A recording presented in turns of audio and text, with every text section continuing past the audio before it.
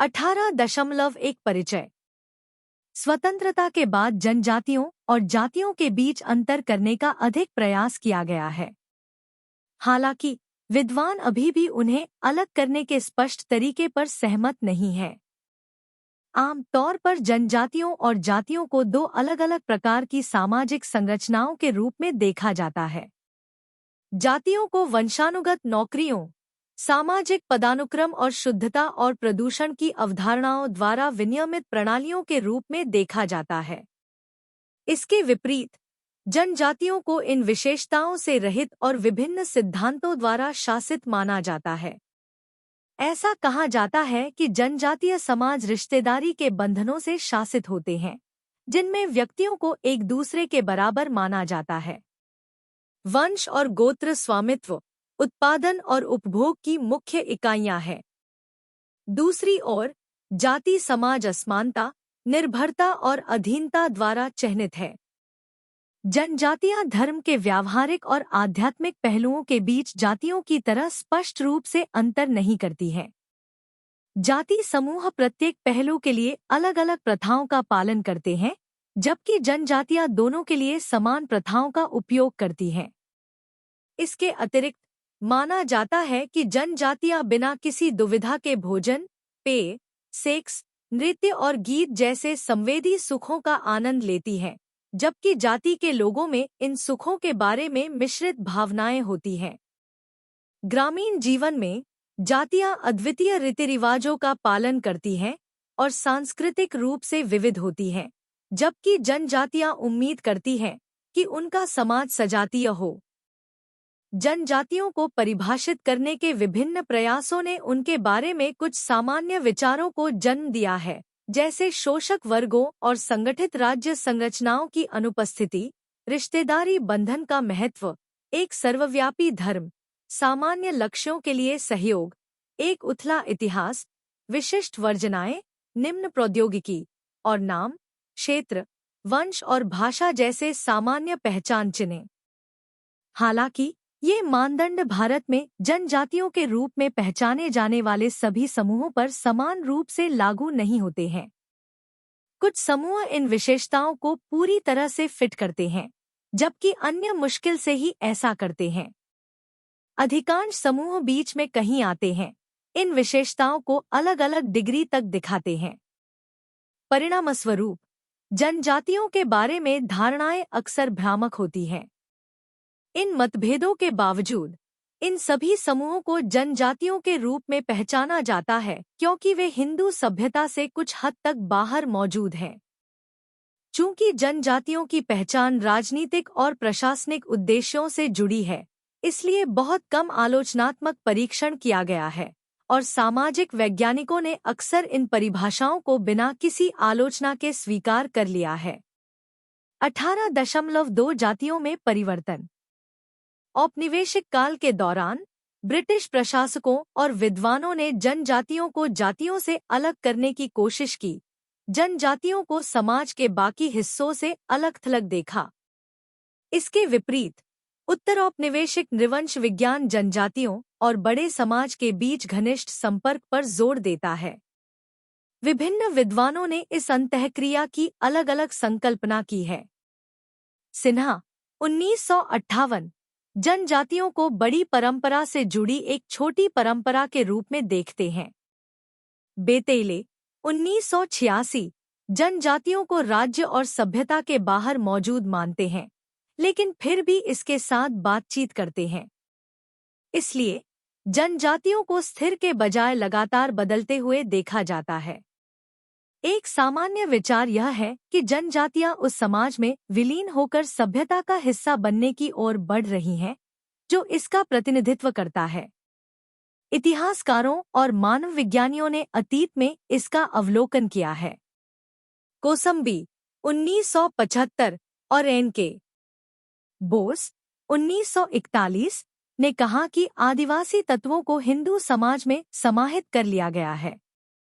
आज़ादी के बाद के कई अध्ययनों से पता चलता है कि जनजातियां हिंदू समाज में समाहित हो रही हैं और पड़ोसी हिंदू किसानों के समान बन रही हैं। उदाहरणों में भील, भूमिज, माझी, खासा और राजगोंड शामिल है। सामाजिक मानव विज्ञानी अक्सर जनजातियों पर उनके जातियों में परिवर्तन के संदर्भ में चर्चा करते हैं। विभिन्न विद्वानों ने जनजातियों को हिंदू समाज में उनके एकीकरण के स्तर के आधार पर वर्गीकृत किया है।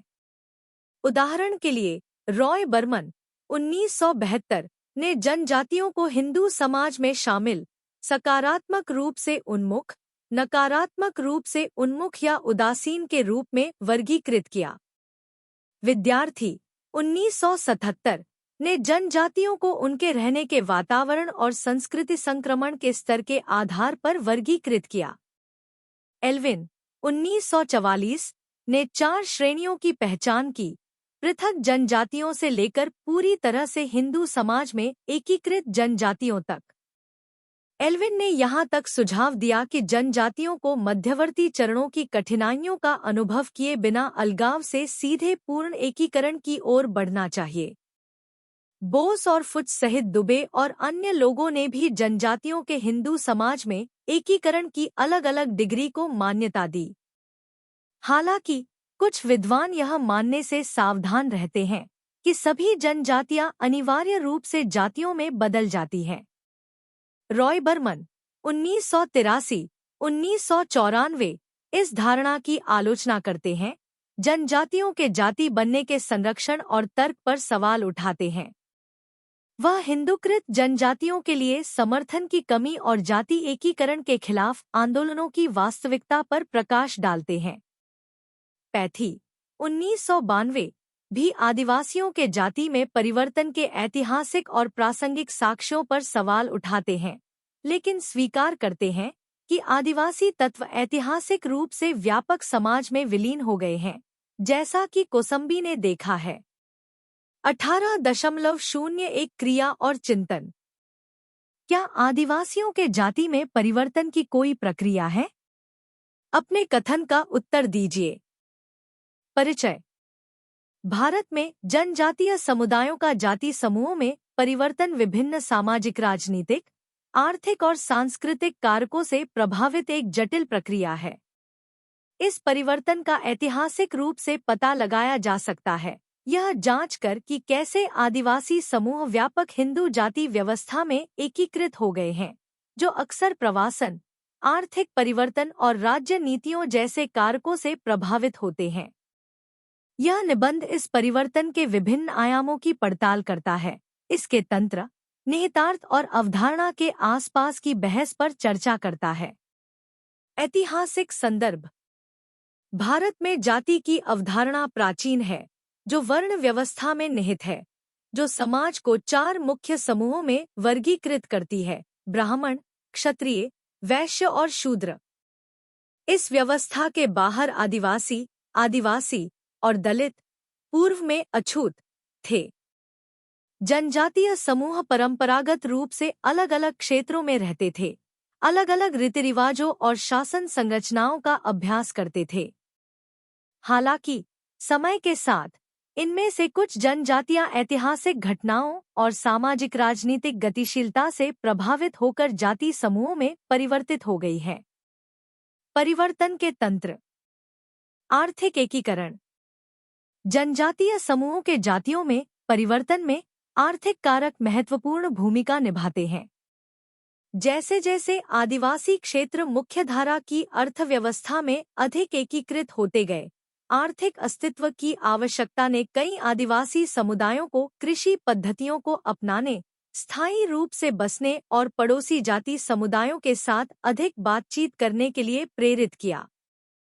उदाहरण के लिए, भील और गोंड, जो परंपरागत रूप से शिकारी थे, धीरे धीरे कृषि करने लगे और अपने गैर आदिवासी पड़ोसियों के कुछ सामाजिक मानदंडों और प्रथाओं को अपनाते हुए ग्रामीण समुदायों में बस गए। सामाजिक गतिशीलता और संस्कृतिकरण। संस्कृतिकरण समाजशास्त्री एम.एन. द्वारा गढ़ा गया एक शब्द है। श्रीनिवास उस प्रक्रिया का वर्णन करते हैं जिसके द्वारा निचली जातियां या आदिवासी समूह अपनी सामाजिक स्थिति में सुधार के लिए उच्च जातियों के रीति रिवाजों, अनुष्ठानों और जीवन शैली को अपनाते हैं। कई आदिवासी समुदायों ने अपनी सामाजिक प्रतिष्ठा को ऊंचा उठाने के प्रयास में हिंदू रीति रिवाजों, देवताओं और प्रथाओं को अपनाते हुए संस्कृतिकरण किया है। इस प्रक्रिया में अक्सर ब्राह्मणवादी अनुष्ठानों और प्रथाओं का अनुकरण शामिल होता है, जैसे पवित्र धागा पहनना या शाकाहार अपनाना। राजनीतिक और प्रशासनिक नीतियां। ब्रिटिश औपनिवेशिक नीतियों और स्वतंत्रता के बाद की सरकारी पहलों ने भी जनजातीय परिवर्तन को प्रभावित किया है। अंग्रेजों ने कुछ जनजातियों को आपराधिक जनजातियों के रूप में वर्गीकृत किया, जिससे वे हाशिए पर चले गए। इसके विपरीत, स्वतंत्रता के बाद की नीतियों का उद्देश्य आदिवासियों को राष्ट्रीय मुख्यधारा में एकीकृत करना था। अक्सर उन्हें जाति व्यवस्था में शामिल करने को बढ़ावा दिया गया। अनुसूचित जनजाति (एसटी) और अनुसूचित जाति (एससी) श्रेणियों के निर्माण ने उनके राजनीतिक प्रतिनिधित्व और सकारात्मक कार्रवाई तक पहुंच की सुविधा प्रदान की, जिससे अनजाने में कुछ आदिवासी समूहों को इन नीतियों से लाभ उठाने के लिए जाति जैसी पहचान अपनाने की ओर धकेल दिया गया। मामले का अध्ययन। भील भारत के सबसे बड़े जनजातीय समूहों में से एक, भील इस परिवर्तन का एक उदाहरण प्रस्तुत करता है। ऐतिहासिक रूप से वनवासी भीलों को वनों की कटाई और कृषि विस्तार के कारण विस्थापन का सामना करना पड़ा। जैसे ही वे कृषि समुदायों में बस गए, उन्होंने हिंदू रीति रिवाजों को अपनाना शुरू कर दिया और धीरे धीरे जाति पदानुक्रम के निचले पायदान में शामिल हो गए। आज कई भील अपनी सामाजिक-आर्थिक उपलब्धियों के आधार पर खुद को हिंदू समाज के व्यापक ढांचे के भीतर अक्सर शूद्र या क्षत्रिय के रूप में पहचानते हैं। गोंड एक अन्य महत्वपूर्ण आदिवासी समुदाय गोंड ने भी इसी तरह के परिवर्तनों का अनुभव किया है। ऐतिहासिक रूप से मध्य भारत के विशाल क्षेत्रों के शासक गोंडों ने ब्रिटिश औपनिवेशिक शासन के दौरान अपने राज्य खो दिए। कई गोंडों ने जाति व्यवस्था में एकीकृत होने के लिए हिंदू रीति-रिवाजों और रीति-रिवाजों को अपनाया। आज उन्हें अनुसूचित जनजातियों के रूप में वर्गीकृत किया गया है, लेकिन वे कई सामाजिक सांस्कृतिक विशेषताओं को उच्च जाति के हिंदुओं के साथ साझा करते हैं। परिवर्तन के निहितार्थ। जनजातीय पहचान की हानि। जाति व्यवस्था में एकीकरण के परिणामस्वरूप अक्सर विशिष्ट जनजातीय पहचान और सांस्कृतिक प्रथाओं का क्षरण होता है। पारंपरिक शासन संरचनाओं, भाषाओं, रीति-रिवाजों और सामाजिक मानदंडों को मुख्यधारा की हिंदू प्रथाओं के पक्ष में त्याग दिया जा सकता है। इस सांस्कृतिक आत्मसातीकरण से समृद्ध जनजातीय विरासत और ज्ञान प्रणालियों का नुकसान हो सकता है। सामाजिक-आर्थिक गतिशीलता। जबकि जाति व्यवस्था में एकीकरण सामाजिक-आर्थिक लाभ प्रदान कर सकता है, जैसे कि शिक्षा, रोजगार और राजनीतिक प्रतिनिधित्व तक पहुंच, यह आदिवासी समुदायों को जाति व्यवस्था के पदानुक्रमित और भेदभावपूर्ण पहलुओं से भी अवगत कराता है। आदिवासी अक्सर खुद को जाति पदानुक्रम के निचले सिरे पर पाते हैं और उन्हें सामाजिक बहिष्कार और आर्थिक हाशिए का सामना करना पड़ता है। राजनीतिक प्रतिनिधित्व और सकारात्मक कार्रवाई। आदिवासियों का अनुसूचित जनजाति के रूप में वर्गीकरण उन्हें कुछ सकारात्मक कार्रवाई लाभ प्रदान करता है, जैसे शिक्षा और रोजगार में आरक्षण। इसने कुछ जनजातीय समूहों को इन लाभों तक पहुंच प्राप्त करने के लिए जाति पहचान को अपनाने के लिए प्रेरित किया है। हालांकि जनजातीय समुदायों के वास्तविक उत्थान में इन उपायों की प्रभावशीलता बहस का विषय बनी हुई है। बहस और आलोचना। आदिवासियों के जाति में परिवर्तन की प्रक्रिया विवाद से रहित नहीं है। आलोचकों का तर्क है कि यह जाति व्यवस्था को कायम रखता है, अंतर्निहित असमानताओं को संबोधित किए बिना केवल पदानुक्रमित संरचना के भीतर आदिवासियों की स्थिति को बदलता है। दूसरों का तर्क है कि संस्कृतिकरण की अवधारणा क्षेत्रीय मतभेदों और उनकी पहचान को निर्धारित करने में आदिवासियों की एजेंसी को नजरअंदाज करते हुए आदिवासी समुदायों के जटिल और विविध अनुभवों को अधिक सरल बनाती है। निष्कर्ष। जनजातीय समुदायों का जाति समूहों में परिवर्तन आर्थिक, सामाजिक और राजनीतिक कारकों से प्रभावित एक बहुआयामी प्रक्रिया है। हालांकि इसने आदिवासियों को व्यापक समाज में एकीकरण की सुविधा प्रदान की है और कुछ सामाजिक आर्थिक लाभ प्रदान किए हैं, लेकिन यह सांस्कृतिक पहचान की हानि और जाति पदानुक्रम के भीतर निरंतर हाशिए पर रहने सहित महत्वपूर्ण चुनौतियां भी पेश करता है। इस परिवर्तन को समझने के लिए एक सूक्ष्म दृष्टिकोण की आवश्यकता है, जो जनजातीय अनुभवों की विविधता और ऐतिहासिक और समकालीन नीतियों के चल रहे प्रभाव को पहचाने।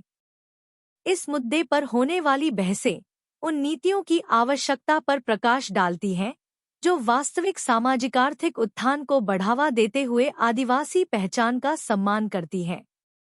जनजातियों का जातियों में परिवर्तन विभिन्न तरीकों से होता है, जिसे विभिन्न तरीकों से समझा गया है।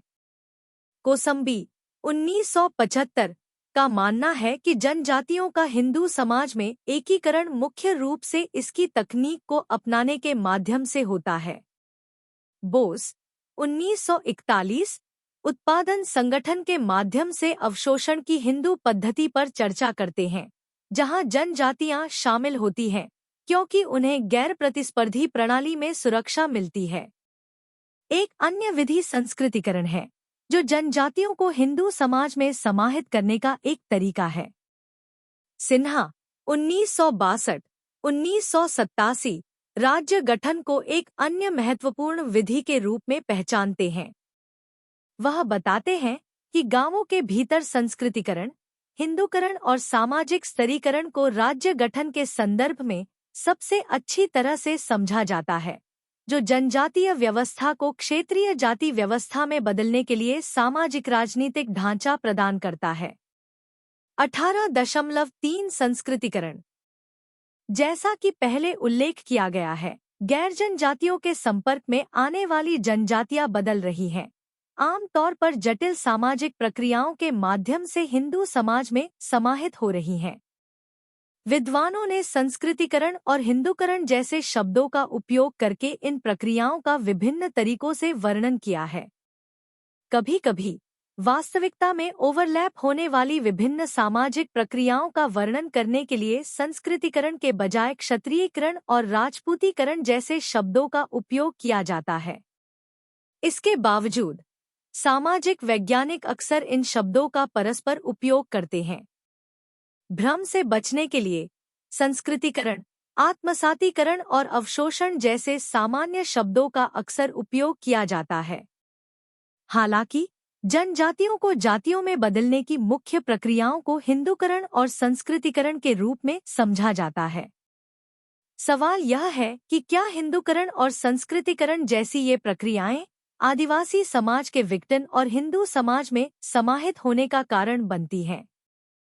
क्या कोई जनजाति नहीं रह जाती और संस्कृति संस्करण के माध्यम से एक जाति बन जाती है? अधिकांश विद्वानों का मानना है कि यह मामला है, यह सुझाव देते हुए कि जनजातियां अंततः उस जाति समाज में विलीन हो जाती हैं जिससे वे पहले अलग थे। हालांकि आजादी के बाद के भारत में यह अब सच नहीं हो सकता है। चूंकि जनजातियों का जातियों में परिवर्तन संस्कृतिकरण हिंदूकरण से जुड़ा हुआ है, इसलिए इन शब्दों और अवधारणाओं, विशेषकर संस्कृतिकरण की जांच करना महत्वपूर्ण है। संस्कृतिकरण उस प्रक्रिया को संदर्भित करता है जहां निचली रैंकिंग वाले समुदाय जाति पदानुक्रम में आगे बढ़ने के लक्ष्य के साथ क्षेत्र की प्रमुख जाति की जीवन शैली को अपनाते हैं। कभी-कभी क्षत्रियकरण या राजपूतीकरण जैसे विशिष्ट शब्द इस प्रक्रिया का वर्णन करते हैं। मूल रूप से इस अवधारणा का उपयोग जाति समाज के भीतर सामाजिक परिवर्तन को समझने के लिए किया गया था। समाजशास्त्रियों और मानव विज्ञानियों ने इसे आदिवासी समाज में परिवर्तनों का वर्णन करने के लिए विस्तारित किया है। हालांकि यह विस्तार उचित नहीं हो सकता है क्योंकि यह मानता है कि जनजातियां हिंदू और जाति समाज का हिस्सा है। जनजातियों को हिंदू और जाति समाज से बाहर के रूप में परिभाषित किया गया है, इसलिए परंपरागत रूप से कल्पना की गई संस्कृतिकरण तब तक लागू नहीं हो सकता जब तक कि जनजातियां पहले हिंदू समाज में प्रवेश नहीं करती। 18.02 क्रिया एवं चिंतन। क्या आदिवासियों में संस्कृतिकरण विद्यमान है? चर्चा करना। क्या आदिवासियों में संस्कृतिकरण विद्यमान है? संस्कृतिकरण प्रख्यात समाजशास्त्री एम.एन. द्वारा विकसित एक अवधारणा। श्रीनिवास उस प्रक्रिया का वर्णन करते हैं जिसके द्वारा भारत में निम्न जाति समूह अपनी सामाजिक स्थिति को ऊंचा उठाने के प्रयास में उच्च जातियों, विशेषकर ब्राह्मणों के सांस्कृतिक लक्षणों को अपनाते हैं। भारतीय समाज के विभिन्न संदर्भों में इस घटना का व्यापक अध्ययन किया गया है। हालांकि यह सवाल कि क्या आदिवासियों में संस्कृतिकरण मौजूद है, समुदाय पारंपरिक रूप से हिंदू जाति व्यवस्था की पदानुक्रमित संरचना के बाहर माने जाते हैं, एक जटिल और सूक्ष्म मुद्दा प्रस्तुत करता है। यह निबंध ऐतिहासिक, समाजशास्त्रीय और सांस्कृतिक आयामों पर विचार करते हुए भारत में आदिवासी समुदायों के बीच संस्कृतिकरण के अस्तित्व और निहितार्थ की पड़ताल करता है। संस्कृतिकरण को समझना। यह समझने के लिए कि क्या आदिवासियों के बीच संस्कृतिकरण होता है, पहले यह समझना महत्वपूर्ण है कि इस प्रक्रिया में क्या शामिल है। श्रीनिवास ने संस्कृतिकरण को उच्च सामाजिक स्थिति प्राप्त करने के लिए निचली जातियों द्वारा शाकाहार, मदिरापान और अनुष्ठान शुद्धता जैसे ब्राह्मणवादी मूल्यों और प्रथाओं को अपनाने के रूप में परिभाषित किया।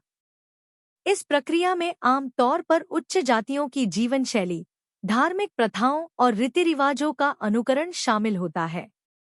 संस्कृतिकरण केवल धार्मिक प्रथाओं के बारे में नहीं है, बल्कि इसमें भाषा, पोशाक और व्यावसायिक बदलाव सहित व्यापक सांस्कृतिक पहलू भी शामिल हैं। भारतीय सामाजिक संरचना में आदिवासी समुदाय, जिन्हें आदिवासी के नाम से जाना जाता है, भारत के मूल निवासी लोग माने जाते हैं, जो मुख्यधारा के जात्याधारित हिंदू समाज से अलग हैं। वे अपनी अनूठी संस्कृतियों, भाषाओं और परंपराओं के लिए पहचाने जाते हैं, जो अक्सर ब्राह्मणवादी मानदंडों से बिल्कुल विपरीत होते हैं। आदिवासियों को आम तौर पर भारतीय संविधान में अनुसूचित जनजातियों के अंतर्गत वर्गीकृत किया गया है, जिसका उद्देश्य उनके अधिकारों की रक्षा करना और उनके कल्याण को बढ़ावा देना है। जनजातीय और जातीय संबंधों का ऐतिहासिक संदर्भ।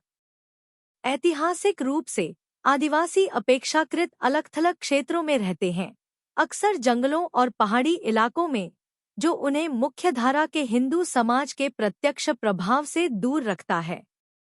हालांकि कृषि सीमाओं के विस्तार, राज्य की नीतियों और आर्थिक विकास के साथ आदिवासी और गैर आदिवासी समुदायों के बीच बातचीत बढ़ी है।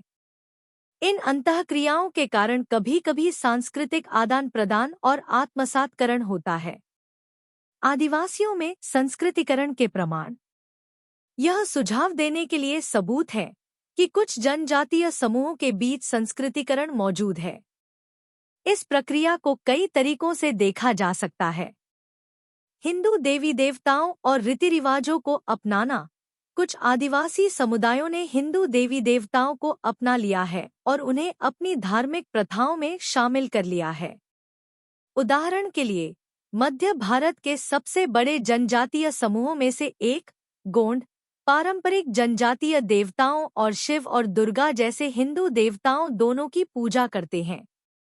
धार्मिक प्रथाओं का यह मिश्रण संस्कृतिकरण के एक रूप का संकेत देता है।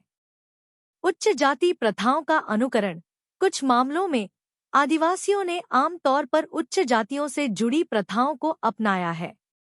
उदाहरण के लिए, ओडिशा और झारखंड जैसे क्षेत्रों में कुछ आदिवासी समूहों ने पारंपरिक रूप से ब्राह्मणवादी अनुष्ठान करना और त्योहार मनाना शुरू कर दिया है।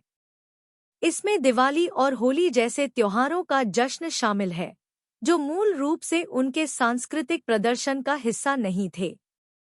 सामाजिक प्रथाओं में परिवर्तन। आदिवासियों के बीच बदलती सामाजिक प्रथाओं में भी संस्कृतिकरण का प्रभाव स्पष्ट है।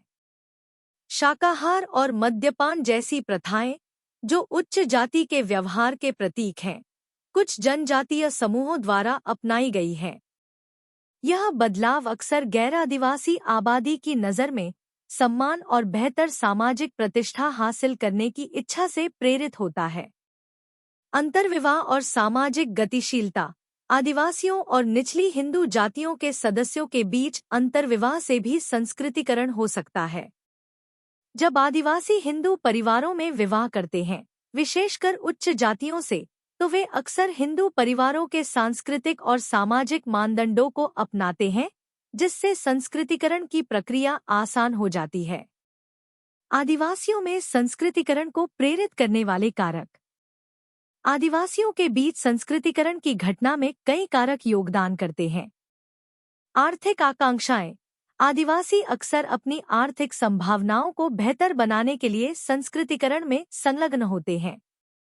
उच्च जातियों के सांस्कृतिक लक्षणों को अपनाकर वे बेहतर नौकरी के अवसरों और सामाजिक नेटवर्क तक पहुंच प्राप्त कर सकते हैं, जो आर्थिक उन्नति में सहायता कर सकते हैं।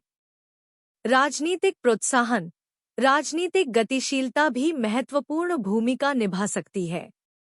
आदिवासी प्रमुख हिंदू समूहों से राजनीतिक समर्थन या समर्थन प्राप्त करने के लिए संस्कृतिकरण कर सकते हैं।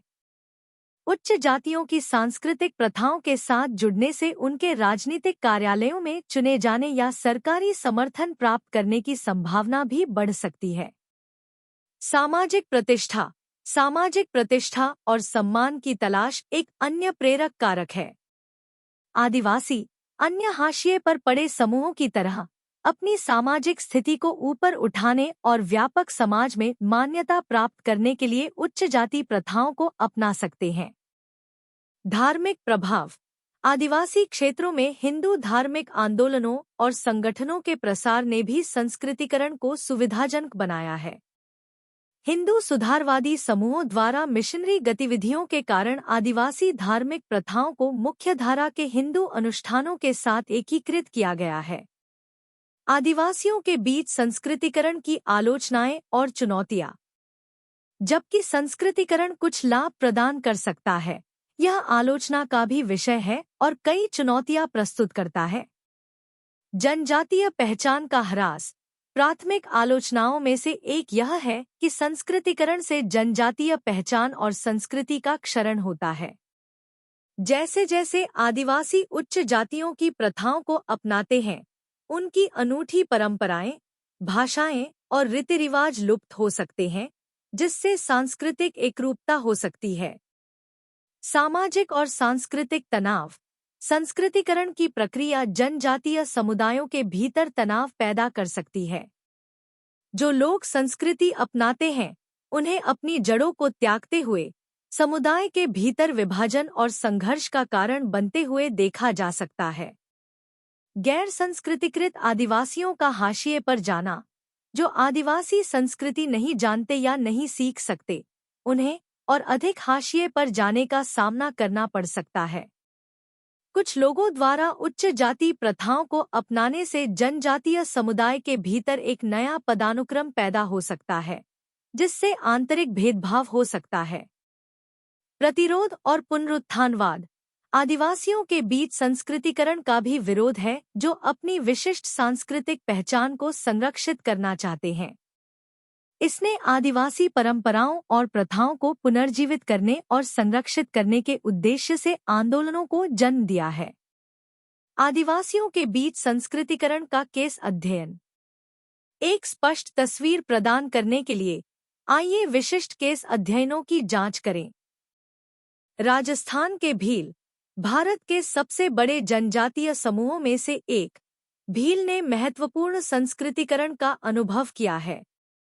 पड़ोसी राजपूत संस्कृति से प्रभावित होकर कई भीलों ने हिंदू रीतिरिवाजों, अनुष्ठानों और पोशाक को अपनाया है। वे नवरात्रि जैसे त्योहारों में भाग लेते हैं और हिंदू देवताओं से जुड़े अनुष्ठान करते हैं। इन परिवर्तनों के बावजूद वे अभी भी अपनी पारंपरिक संस्कृति के पहलुओं को बरकरार रखते हैं, पुरानी और नई प्रथाओं का मिश्रण प्रदर्शित करते हैं। छोटा नागपुर पठार के ओराव। ओराव भी विशेष रूप से पड़ोसी हिंदू समुदायों के प्रभाव से संस्कृतिकरण से गुजरे हैं। कई उरावों ने हिंदू देवताओं को अपना लिया है और हिंदू त्योहार मनाते हैं। हालांकि यह प्रक्रिया एक समान नहीं रही है और पारंपरिक उराव प्रथाएं अपनाए गए हिंदू रीति-रिवाजों के साथ सहअस्तित्व में हैं। झारखंड के संथालों के बीच हिंदू धर्म का प्रभाव उनकी धार्मिक प्रथाओं में स्पष्ट है। जहां वे अपने पारंपरिक देवताओं की पूजा करते हैं, वहीं इसमें हिंदू रीति-रिवाजों और देवताओं का भी समावेश होता है। यह द्वंद्व संस्कृतिकरण की जटिल प्रकृति को दर्शाता है, जहां आदिवासी और हिंदू प्रथाएं आपस में मिलती हैं। निष्कर्ष: भारत में आदिवासियों के बीच संस्कृतिकरण आर्थिक, राजनीतिक, सामाजिक और धार्मिक कारकों से प्रभावित एक बहुमुखी और गतिशील प्रक्रिया है। हालांकि यह व्यापक हिंदू समाज में सामाजिक गतिशीलता और एकीकरण के लिए एक मार्ग प्रदान करता है, लेकिन यह विशेष रूप से आदिवासी पहचान और संस्कृति के संरक्षण के संबंध में महत्वपूर्ण चुनौतियां भी पेश करता है। सबूत बताते हैं कि आदिवासियों के बीच संस्कृतिकरण मौजूद है, हालांकि इसकी सीमा और प्रभाव विभिन्न समुदायों में भिन्न भिन्न है। इस घटना को समझने के लिए एक सूक्ष्म दृष्टिकोण की आवश्यकता है, जो आदिवासी समूहों के विविध अनुभवों और व्यापक सामाजिक सांस्कृतिक संदर्भ जिसमें वे रहते हैं, पर विचार करता है।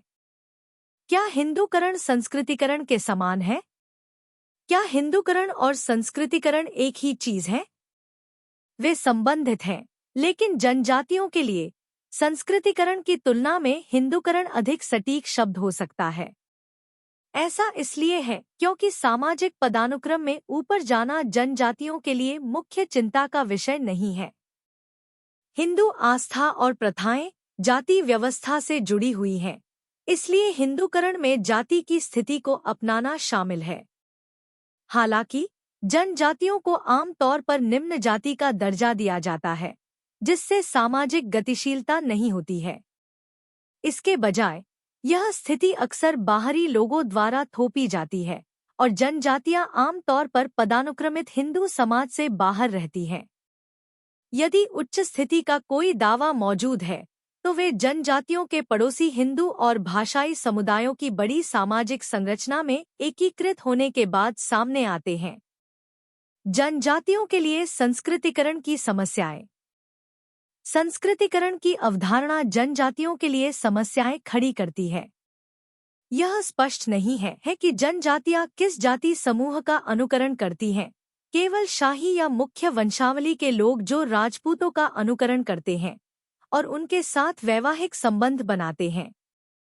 उच्च जनजातीय तबका हिंदू जाति समाज में एकीकृत हो जाता है, लेकिन बाकी लोग किसी भी हिंदूकरण के बावजूद इसके बाहर रहना जारी रखते हैं। जातिगत पदानुक्रम के माध्यम से सामाजिक गतिशीलता उनकी मुख्य चिंता नहीं है। इस प्रकार भारत में जनजातियों पर चर्चा करते समय हिंदूकरण, संस्कृतिकरण नहीं, अधिक उपयुक्त है।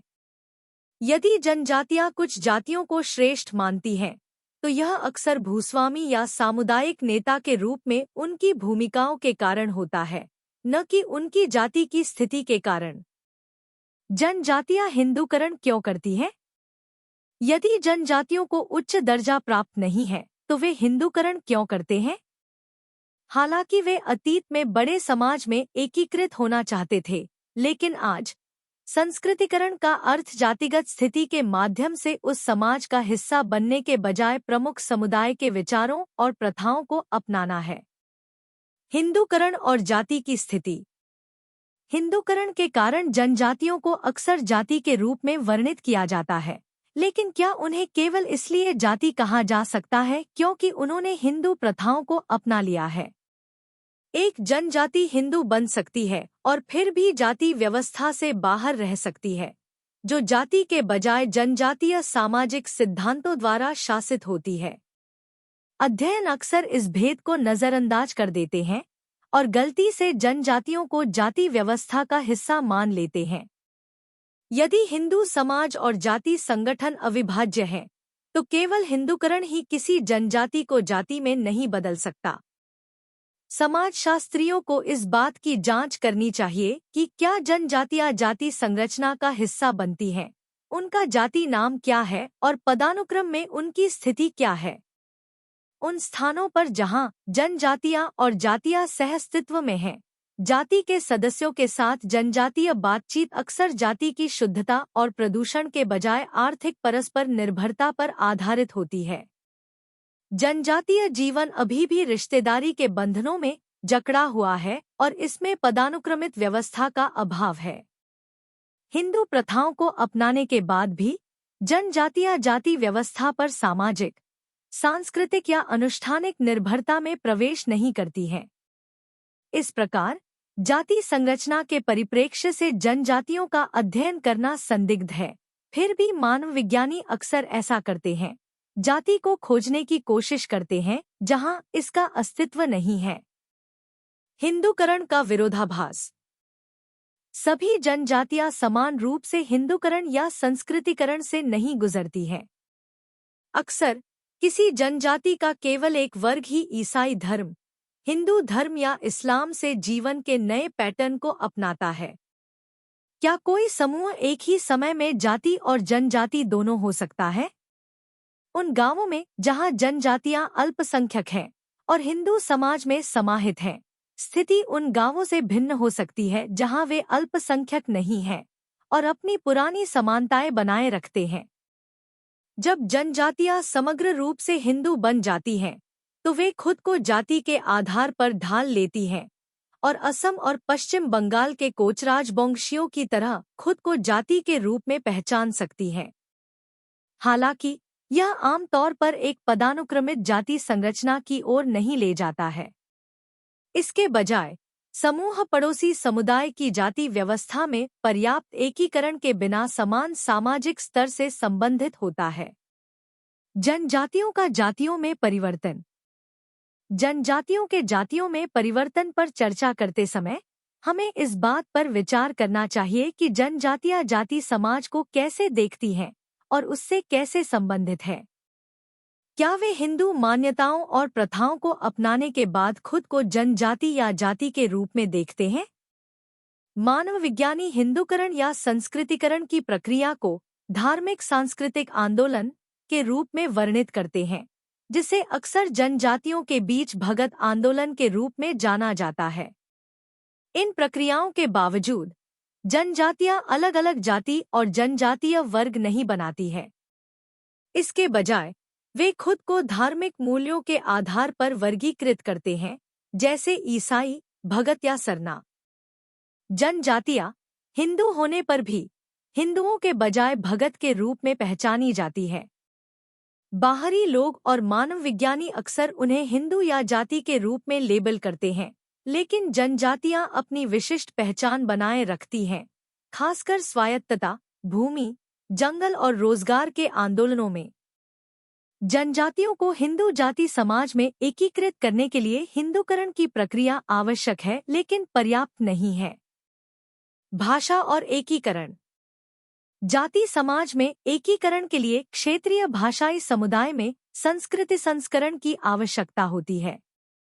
जातियां भाषाई समुदायों के भीतर कार्य करती हैं, इसलिए जनजातियों को जातियां बनने के लिए भाषाई रूप से आत्मसात करना होगा। इस भाषाई संस्कृतिकरण को समाजशास्त्रियों और मानव विज्ञानियों द्वारा नजरअंदाज कर दिया गया है। जनजातियां न केवल धर्म में बल्कि भाषा, रीति रिवाजों और सामाजिक संगठन में भी जातियों से भिन्न होती हैं। इस प्रकार हिंदूकरण के बाद भी जनजातियां जातियों से अलग रहते हुए अपनी भाषा और सांस्कृतिक पहचान बरकरार रखती हैं। गलत निर्माण और वास्तविकता। यह विचार कि जनजातियां हिंदू प्रथाओं को अपनाने से जाति बन जाती हैं, त्रुटिपूर्ण है। जनजातियों का अध्ययन भारतीय समाज की पृष्ठभूमि में किया गया है, जो उनके अपने अधिकार के बजाय जाति, किसान वर्ग और सामाजिक भेदभाव से चिह्नित है। मानव विज्ञानियों ने जनजातियों को भाषाई, सांस्कृतिक और राजनीतिक रूप से परिभाषित किया है। अक्सर उन्हें सामाजिक राजनीतिक गठन के एक चरण के रूप में देखा जाता है जो अंततः बदल जाएगा। यह परिप्रेक्ष्य इस निष्कर्ष पर पहुंचता है कि जब जनजातियां सांस्कृतिक परिवर्तनों से गुजरती हैं, तो वे जनजाति नहीं रह जाती, जो कि सच नहीं है। जनजातियां अपनी पहचान के साथ समाज के रूप में मौजूद हैं और परिवर्तनों के बावजूद उनकी निरंतरता को पहचानते हुए तदनुसार अध्ययन किया जाना चाहिए।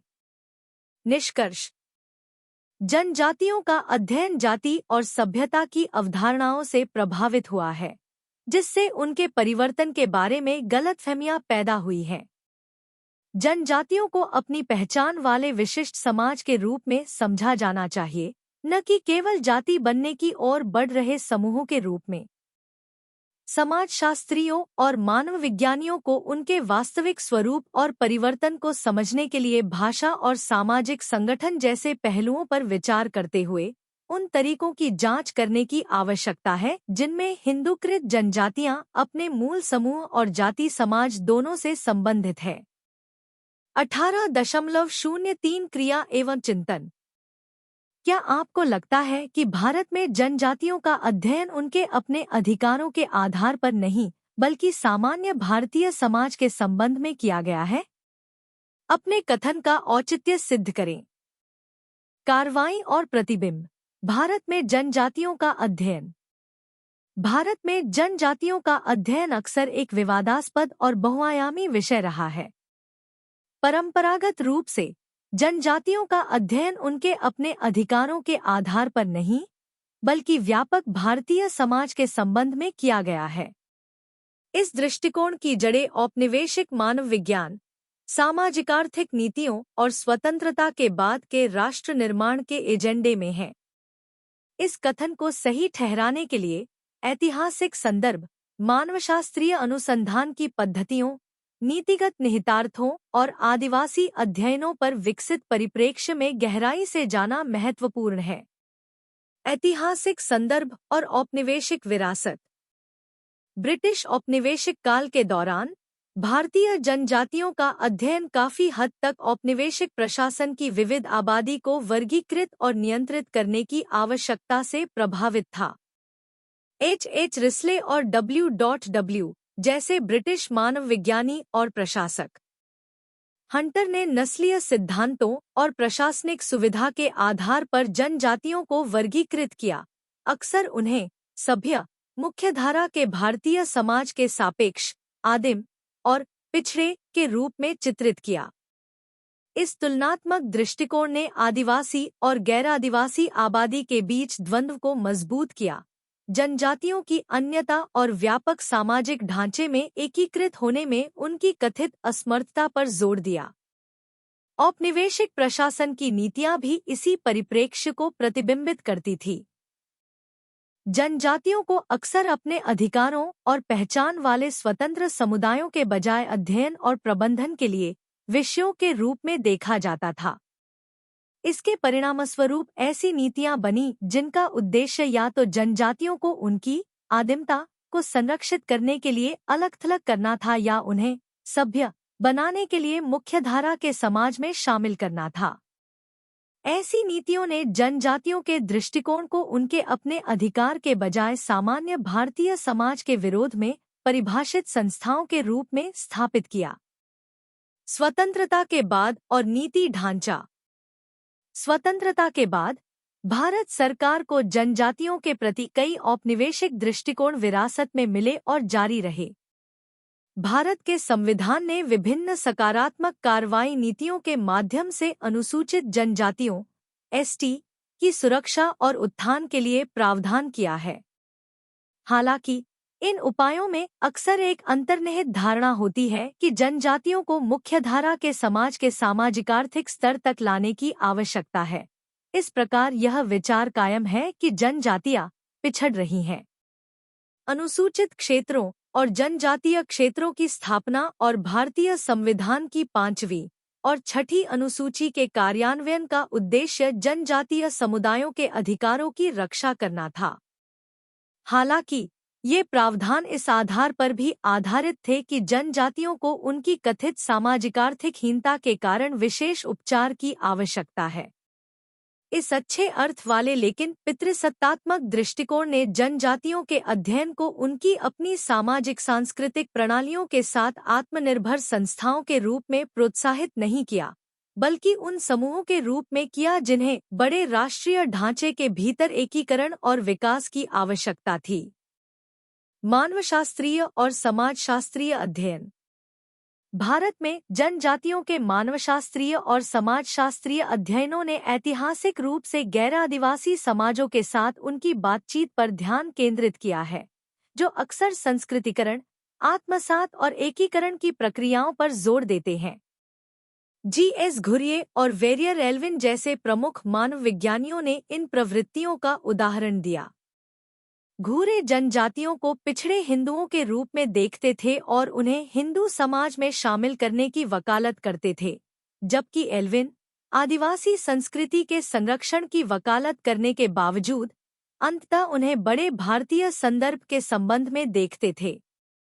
जनजातीय अध्ययन में प्रमुख विषय उनका आर्थिक पिछड़ापन, सांस्कृतिक विशिष्टताएं और आधुनिकीकरण का प्रभाव रहे हैं। हालांकि इन अध्ययनों ने आदिवासी समुदायों के सामने आने वाली चुनौतियों के बारे में मूल्यवान अंतर्दृष्टि प्रदान की, लेकिन वे अक्सर जनजातियों को अपने स्वयं के आंतरिक मूल्य के साथ गतिशील संस्थाओं के रूप में नहीं पहचानते थे। इसके बजाय उनका अक्सर उनकी कमियों और मुख्यधारा के मानदंडों से विचलन के संदर्भ में विश्लेषण किया गया। नीतिगत निहितार्थ और विकास प्रतिमान। जनजातीय क्षेत्रों को लक्षित करने वाली विकास नीतियों को अक्सर घाटे के मॉडल के तहत तैयार किया गया है, जहां जनजातियों को सामान्य आबादी के सामाजिक-आर्थिक मानकों तक पहुंचने के लिए उत्थान की आवश्यकता के रूप में देखा जाता है। इससे जनजातीय उपयोजना, एकीकृत जनजातीय विकास परियोजनाओं (ITDP) और विभिन्न कल्याणकारी योजनाओं जैसी पहलों को बढ़ावा मिला है। हालांकि इन कार्यक्रमों को आदिवासी समुदायों के जीवन स्तर में सुधार लाने में कुछ सफलता मिली है, लेकिन उन्होंने जनजातियों को परिधीय और प्रगति के लिए मुख्यधारा के समाज पर निर्भर मानने के दृष्टिकोण को भी मजबूत किया है।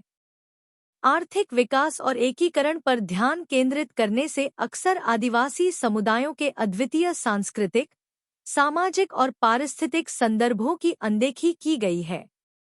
उदाहरण के लिए, बांधों और खनन जैसी बड़े पैमाने की विकास परियोजनाओं ने आदिवासी आबादी के बीच विस्थापन और सांस्कृतिक व्यवधान को जन्म दिया है, जो उनकी आत्मनिर्भर प्रणालियों और पारंपरिक ज्ञान के प्रति सराहना की कमी को दर्शाता है।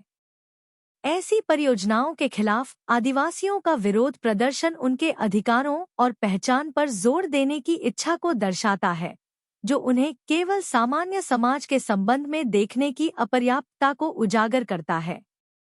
विकसित हो रहे परिप्रेक्ष्य। हाल के वर्षों में जनजातियों के अपने अधिकारों का अध्ययन करने की आवश्यकता की मान्यता बढ़ रही है। यह बदलाव आंशिक रूप से स्वदेशी आंदोलनों के प्रयासों और गैर सरकारी संगठनों (NGO) की वकालत के कारण है, जो आदिवासी समुदायों की स्वायत्तता और सांस्कृतिक समृद्धि पर जोर देते हैं। आदिवासी अधिकारों की अवधारणा, जो जनजातियों की स्वदेशी स्थिति और भूमि और संसाधनों पर उनके अधिकार का दावा करती है, ने मुख्यधारा केंद्रित दृष्टिकोण को चुनौती देते हुए प्रमुखता प्राप्त की है। शैक्षणिक अनुसंधान तेजी से जनजातीय समुदायों के अद्वितीय विश्व दृष्टिकोण, ज्ञान प्रणालियों और शासन संरचनाओं पर ध्यान केंद्रित कर रहा है।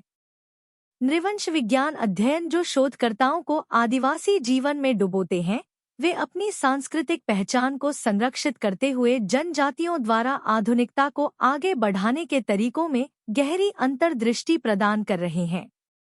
यह दृष्टिकोण जनजातियों को बाहरी हस्तक्षेपों के निष्क्रिय प्राप्तकर्ताओं के बजाय अपने स्वयं के विकासात्मक प्रक्षेप पथ के साथ सक्रिय एजेंटों के रूप में सम्मान देता है।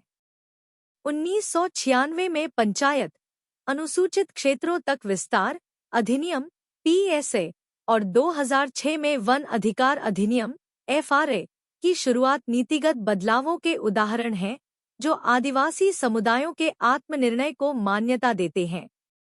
इन कानूनों का उद्देश्य जनजातियों को अपने स्वयं के मामलों को नियंत्रित करने और अपने संसाधनों का प्रबंधन करने के लिए सशक्त बनाना है, जो उनके आंतरिक अधिकारों और क्षमताओं की स्वीकृति को दर्शाता है। निष्कर्ष: भारत में जनजातियों का अध्ययन उन्हें मुख्यधारा के समाज के संबंध में अन्य और पिछड़े के रूप में देखने की औपनिवेशिक विरासत से एक अधिक सूक्ष्म समझ तक विकसित हुआ है, जो उनके अंतर्निहित मूल्य और स्वायत्तता को पहचानता है।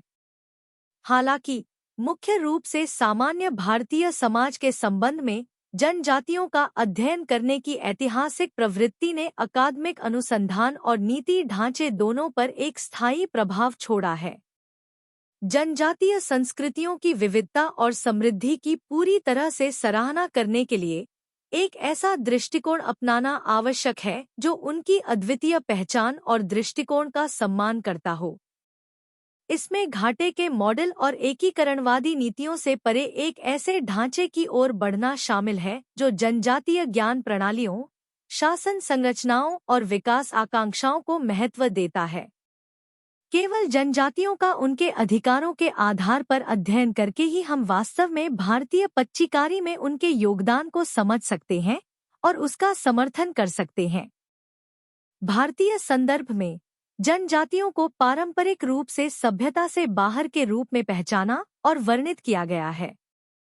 यह भारतीय सामाजिक वास्तविकता का वर्णन करते समय जनजाति की अवधारणा को कुछ हद तक अजीब बनाता है। यह मुद्दा तब नहीं उठता जब जनजातियां गैर आदिवासी समाजों के साथ सहअस्तित्व में नहीं रहती। कोई इसे दूर करने के लिए स्वदेशी लोग शब्द का उपयोग करने के बारे में सोच सकता है, लेकिन यह विभिन्न समस्याएं लेकर आता है। ये समस्याएं भारत में जनजातीय समाजों में परिवर्तनों को समझने के लिए उपयोग की जाने वाली अवधारणाओं में निहित हैं। अतः भारतीय संदर्भ में जनजाति शब्द झटपटा तथा मौलिक रूप से गलत है। 18.7 समुदाय के रूप में जनजाति, इसे देखते हुए उन शब्दों का उपयोग करने का सुझाव दिया गया है जिनका उपयोग आदिवासी लोग अपनी पहचान के लिए करते हैं और जैसा कि अन्य लोग उन्हें कहते हैं। आम तौर पर जनजातियों के रूप में वर्गीकृत समूह अपनी पहचान इस तरह से नहीं करते, शिक्षितों को छोड़कर, बल्कि अपने विशिष्ट जनजाति नामों से करते हैं, जैसे संथाल, ओरांव, खासी या गारो। ऐतिहासिक रूप से भी यही स्थिति थी। रे 1972-810 ने भारत में जनजातीय स्थिति में अपने निबंध में लिखा है कि जिन लोगों को हम अब जनजाति कहते हैं, उन्हें सावर्स, कुल्लुता, कोल्ला, भिल्ला, खासा और किन्नर जैसे नामों से जाना जाता था। उन्हें जन के नाम से जाना जाता था, जिसका अर्थ है लोगों का समुदाय, न कि जनजातियां। इस प्रकार भारत में जनजातियों का अध्ययन वास्तविक समुदायों के रूप में करने का सुझाव दिया गया है, जैसे कि संथाल, खासी या गोंड। यदि जनजातियों का इस प्रकार अध्ययन किया जाए तो जनजाति शब्द के प्रयोग से जुड़ी समस्याओं से बचा जा सकता है।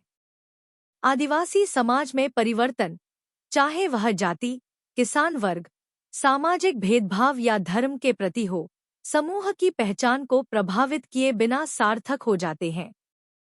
ये परिवर्तन सार्थक है क्योंकि जनजातियां एक प्रकार का समाज होने के साथ साथ स्वयं भी समाज हैं। इसलिए जनजातीय अध्ययन में संदर्भ की शर्तें क्षेत्रीय समुदायों, बंगाली, असमिया, गुजराती आदि जैसे समूह या समुदाय होने चाहिए। जनजातियों के समकक्ष जातियां या किसान नहीं हैं, जैसा कि अब तक होता आया है, बल्कि समुदाय या समाज हैं, जिनमें जातियां और किसान शामिल हैं। उत्तरार्ध पूरे समाज के केवल हिस्से हैं, जबकि जनजातियां अपनी भाषा, क्षेत्र, संस्कृति और रीति रिवाजों के साथ पूरा समाज है। इसलिए समाज के रूप में उनकी तुलना अन्य समाजों से की जानी चाहिए, न कि जातियों से, जैसा कि समाजशास्त्रीय और मानवशास्त्रीय लेखन में किया गया है। हालांकि यह परिप्रेक्ष्य हलपति या दुबला जैसे छोटे आदिवासी समूहों के लिए उपयोगी नहीं हो सकता है। 18.8 निष्कर्ष। जनजाति और जाति के विचार अलग अलग सामाजिक श्रेणियां हैं। समाजशास्त्री और मानवविज्ञानी अक्सर गलती से भारत में जनजातियों को बड़ी भारतीय सामाजिक श्रेणियों का हिस्सा मानते हैं। विद्वानों ने जनजाति को जाति से अलग करने के लिए अभी तक कोई स्पष्ट मानदंड स्थापित नहीं किया है। आम तौर पर उन्होंने विभिन्न मानदंडों के आधार पर उन्हें अलग करने की कोशिश की है। आम तौर पर यह माना जाता है कि दोनों सामाजिक संगठन के विभिन्न रूपों का प्रतिनिधित्व करते हैं। जातियों को वंशानुगत श्रम विभाजन, पदानुक्रम, शुद्धता और प्रदूषण के सिद्धांतों और नागरिक और धार्मिक अक्षमताओं द्वारा विनियमित माना जाता है। जनजातियों में इन सुविधाओं का अभाव देखा जाता है। दोनों प्रकार के सामाजिक संगठन अलग अलग सिद्धांतों द्वारा संचालित माने जाते हैं, इसलिए इन दोनों श्रेणियों को ठीक से समझना जरूरी है। जनजातीय अध्ययनों में जनजातियों को क्षेत्रीय समुदायों की तरह उन समूहों या वास्तविक समुदायों के रूप में माना जाना चाहिए जिनसे वे संबंधित हैं और उनका प्रतिनिधित्व करते हैं। जनजातियों के रूप में वर्गीकृत समूह अपनी पहचान जनजाति के रूप में नहीं, शिक्षितों को छोड़कर, बल्कि अपने जनजाति के नाम से करते हैं, जैसे संथाल, ओरांव, खासी या गारो। यह समझ जनजातीय परिवर्तन, संस्कृतिकरण, हिंदूकरण, जनजातीय पहचान में भाषा की भूमिका, जनजातीय पहचान की गलत व्याख्या और जनजातियों के सामुदायिक जीवन को समझने के लिए महत्वपूर्ण है।